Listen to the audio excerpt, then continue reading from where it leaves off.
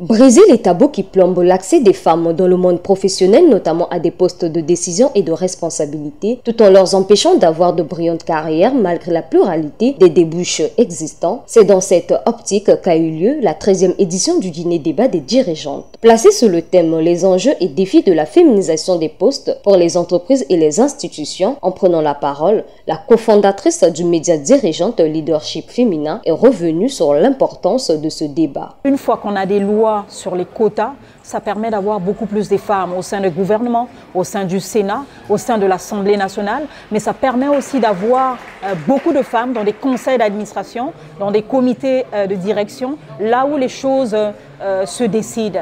Donc voilà un peu en gros quel était l'objet de notre rencontre ce soir qui portait sur les enjeux et les défis de la féminisation des postes dans les institutions et dans les entreprises. À l'orée de la journée des droits de femmes, Belle Loretta Téné, en revenant sur les chiffres, a martelé sur la formation et la sensibilisation de la femme. Il faudrait sensibiliser, ça passe aussi par la visibilité des rôles modèles.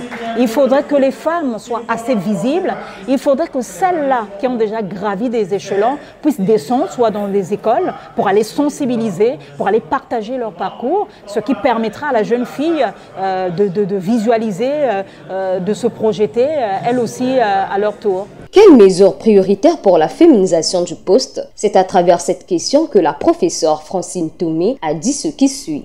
L'appel que je pourrais lancer ce jour aux femmes, c'est d'avoir la confiance en soi, la confiance dans les propres compétences. Mais ensuite, ces compétences, ça se travaille, donc se former pour asseoir cette force et cette confiance. Et ensuite, ne pas hésiter à saisir les opportunités, ne pas attendre que les opportunités viennent à soi. Cette 13e édition étant riche en partage d'expériences des panélistes, la conseillère municipale, directrice du magazine Le Parlementaire, n'est pas restée sans voix face à ces défis relevés au quotidien. C'est vrai qu'il y a beaucoup de pesanteur, mais à l'impossible, nul n'est tenu. Donc ce que les femmes doivent faire, c'est s'approprier la question et elles-mêmes se battre pour résoudre la question. Alors, je dirais qu'il faut, nous comprenons bien que les femmes sont le salut du monde, comme pouvait le dire Léon Tolstoï. Donc c'est à nous de nous approprier d'abord les victoires que nous avons.